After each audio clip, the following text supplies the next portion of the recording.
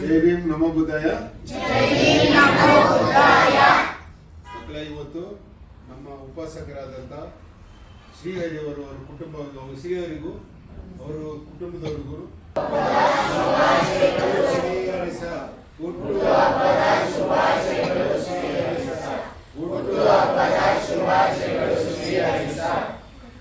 ಇಂದು ನಮ್ಮ